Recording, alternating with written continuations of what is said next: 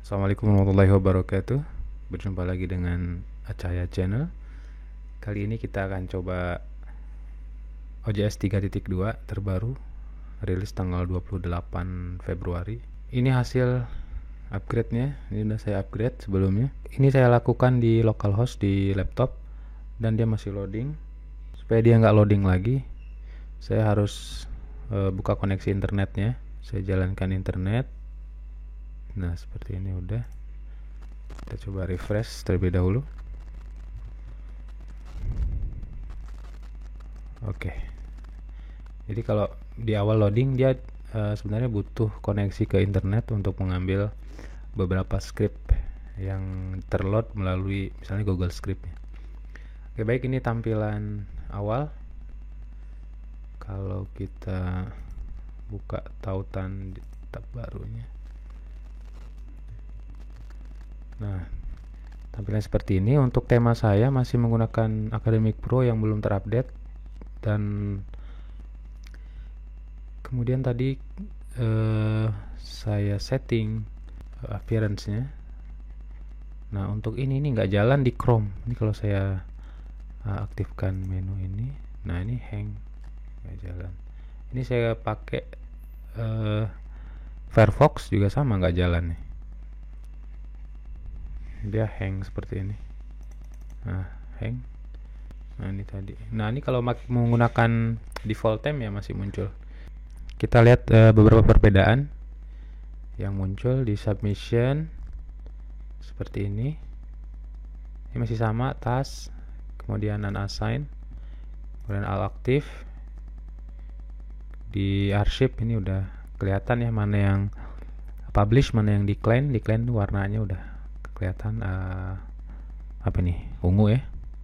Baik, lanjut kita coba buka salah satunya yang sudah di. Nah, tampilnya seperti ini. Ada dua tab utama di atas, ada workflow, ada publication. Jadi dibagi dua. Workflow dimulai dari submission sampai ke review, sampai ke copy editing, sampai production. Nah, productionnya seperti ini saja. Nah, pas publication kita bisa gantikan. Nah, di sini di publication kita bisa schedule for publicationnya kapan. Kemudian kita bisa edit ulang lagi nih kontributornya. Kalau mau ditambah, kita tambahkan. Ini kayaknya ada data yang nggak lengkap. Kemudian metadatanya, keyword ya. Reference juga, ini karena kosong kita bisa tambahkan lagi. Jadi karena biasanya sih terkadang author itu kurang ngeh sama hal-hal seperti ini ya. Metadata, kontributornya, misalnya dia pengarangnya, autornya ada 2 orang, dia tidak tambahkan. Jadi kita di bagian publication kita bisa tambahkan ulang. Identifier DOI-nya. Gale juga bisa kita tambahkan, PDF, XML maupun yang lain. Permission disclosure-nya ini biasanya di Creative Commons berapa gitu. Kemudian isu, nanti udah terbit di isu berapa.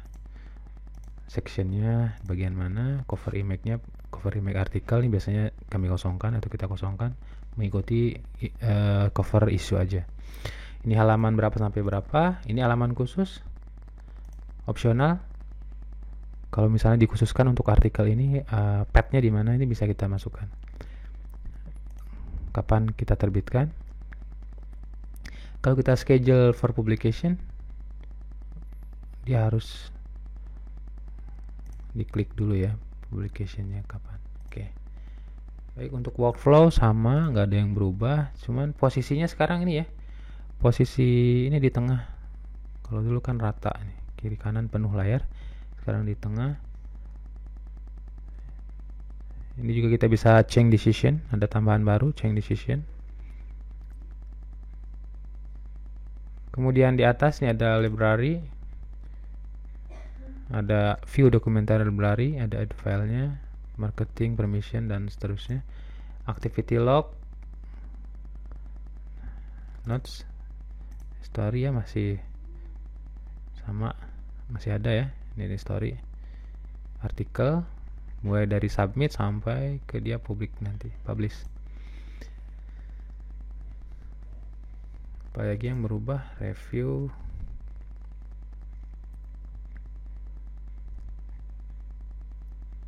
Ini juga ada change decision dan seterusnya.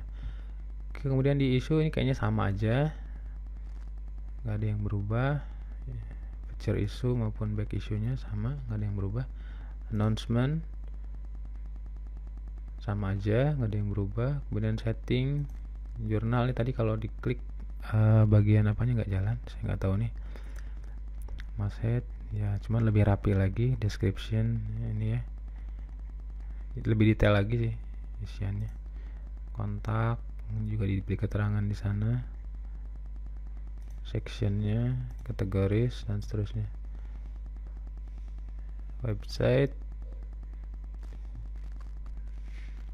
di sini ada dibagi ya, tab utama, kemudian sub tabnya seperti ini. Dan appearance ada sub menunya di sini. Setupnya, language, navigation, ini navigation yang announcement, list, list item per page-nya bisa diatur di sini. Privacy statement-nya, plugin,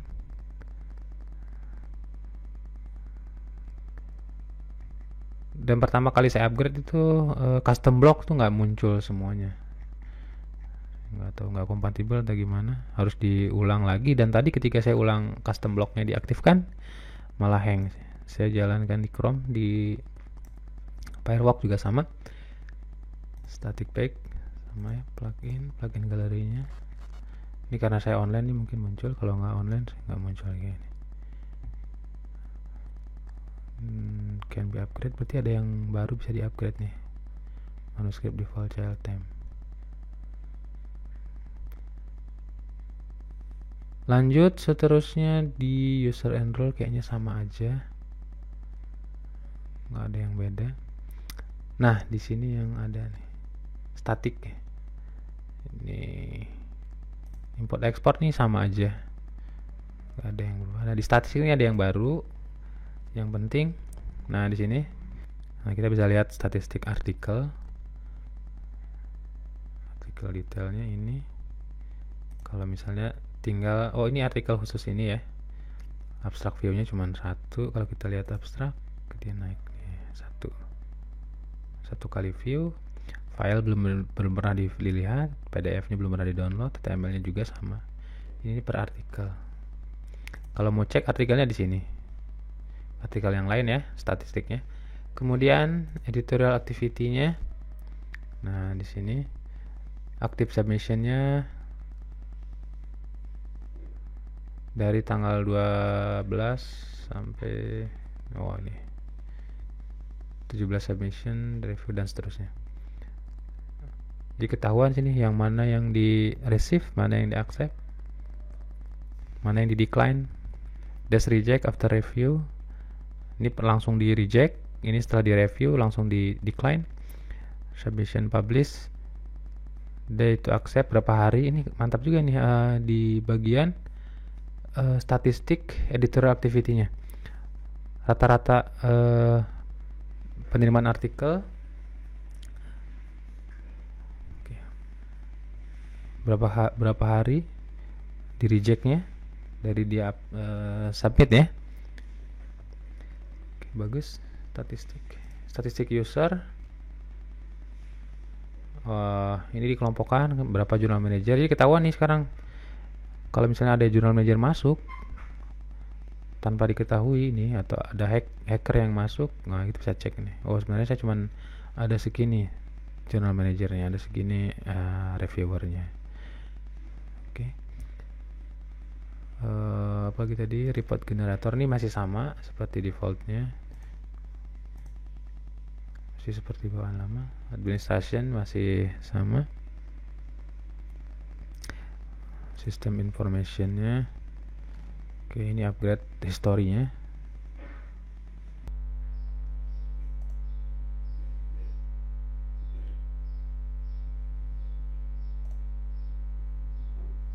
Nah, di sini. Nah, karena ini sudah dipublish, dia nggak bisa kita edit lagi. Jadi kalau kita mau nambahkan new version, nah di sini dia, kita tambahkan new versionnya. Apakah Anda yakin? Kita jawab yes saja. 355 ya. Nah ini version kontributornya, kalau ada mau ditambahkan tambahkan, mau dikurangkan dikurangkan. 355 kita publish.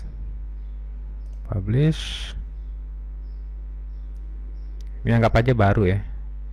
Oke, kita cek artikel 355 ID-nya, kita coba buka. Nah, harusnya berubah di sini. Di sini ada version 2019, ada version 2020. Ini kalau kita, ini sekarang sedang melihat versi 2020 versi 2000 terbarunya ya, langsung di switch ke versi terbarunya.